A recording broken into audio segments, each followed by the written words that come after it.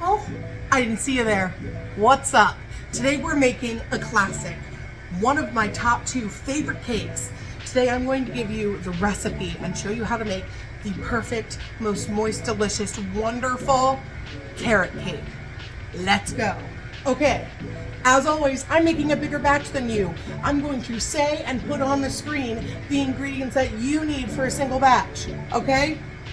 1 cup oil, straight in. This is the best carrot cake. I literally have people who come to me for carrot cake who have written in my Google reviews it's the best carrot cake they've ever had. So, take my word for it, or don't, make your own, Okay, 1.5 cups light brown sugar. If you only have dark brown sugar, that is just fine. The brown sugar gives us that richness, that molasses kind of taste, which mixes with all of the spices. Ooh, yes, honey. All right, put this on stir. As always, because someone asked a comment about this, made a comment. If you don't have a stand mixer, that's okay. These can all be done with hand mixers, okay? Absolutely. Use what you have, okay? That's mixing. Now we need to crack in 4 eggs, and I'll be back. Okay, now that we've got the eggs, the brown sugar, the oil, you need 1/2 cup white granulated sugar and 1 teaspoon of vanilla extract. Put those in next. Once they're combined, turn your mixer off. We're gonna put all of our dry ingredients into a bowl and whisk them together really well for a couple of reasons, but I'll explain why.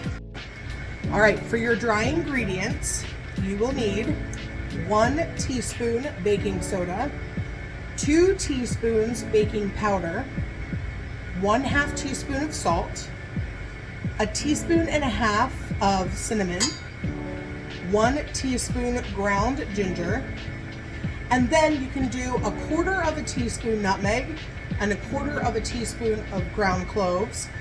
I never use clove because I think it's super overpowering, but what you can do is, so I add a little bit more ginger to mine and a little bit more nutmeg. If you have pumpkin pie spice, put 1/2 teaspoon of pumpkin pie spice in with your cinnamon. You will get the flavor you're looking for.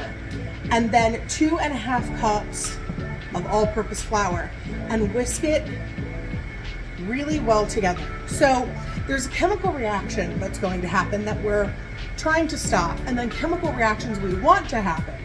So when I was first making carrot cake, I of course grated all my carrots fresh, mix it up, would bake it, and I would notice that just a couple hours after they were baked, some of the carrots were like turning green, and I thought that this was mold. And I was like, oh my, how did this happen? How did I create this? After doing some research, I found out that when the baking soda and baking powder aren't evenly distributed enough in your batter, they cause a chemical reaction with one of the vitamins in the carrot shreds, and it turns green. So I've done a few things to combat this. Mixing all your dry ingredients really well so that it goes into your wet ingredients. We're gonna mix that really well, and then everything's very incorporated before we add the carrots. And also, I no longer shred my carrots fresh. I buy matchstick carrots from the store, which have less, because they weren't just shredded, have less of that exposed, and bake it, because you don't want someone to think that it's moldy, or I was like, did I get zucchini in here somehow? So that's all it is. If that happens to you, it's totally safe to eat. It is literally just a chemical reaction. There's no mold, it's all safe, but we want to avoid that. So this is all mixed. Now I'm gonna put my mixer on stir, and I'm going to slowly add my dry ingredients into my wet, keeping it mixing and keeping it moving. Then we will add 2 cups of shredded carrots, and then we just have the nuts. You don't have to add nuts if you don't want to, but I always make mine with walnuts. Some people make it with pecans, that's totally fine. 1.5 cups of nuts of whatever you choose. Some people add raisins, I don't know why. I've had people request me to add pineapple.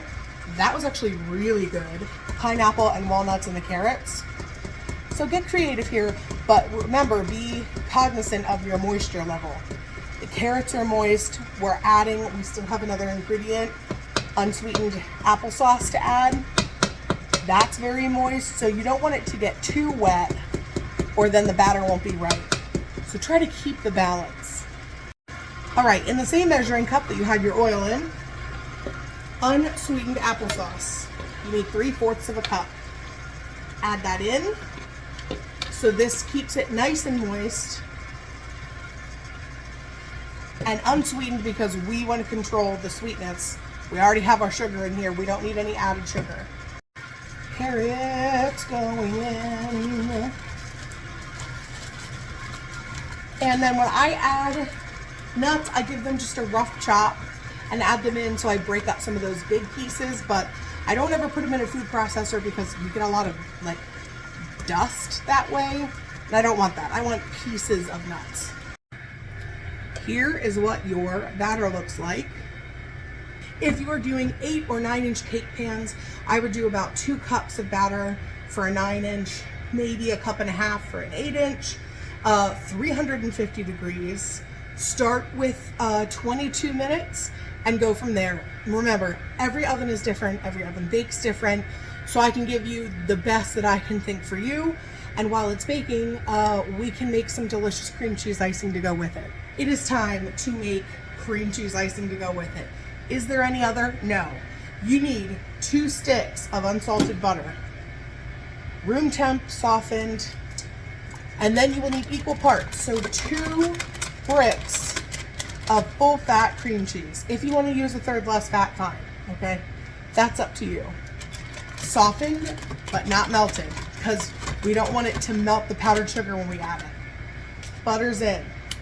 Cream cheese, 2 8-ounce bricks going in. Mix these until they are nice and combined. All right, now you need 6 cups of powdered sugar. Keep it on stir, mix it in.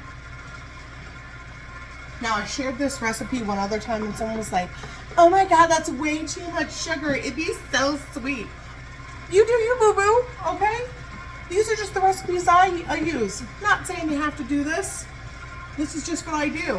And this is actually less powdered sugar than I use in my regular buttercream because I like the tanginess of the cream cheese and I want it to be less sweet. You like it a little less sweet? Do 5 cups. You want it a little more sweet? Do 7. Whatever you want. It's freaking powdered sugar, baby. All right, while that's still mixing in, vanilla extract. And that's it. Seriously, that is it. Mix it until it's nice and smooth, and now you have the perfect icing to go with the perfect cake. And I'm gonna put a picture, and you're gonna see how wonderful and beautiful it looks like all together.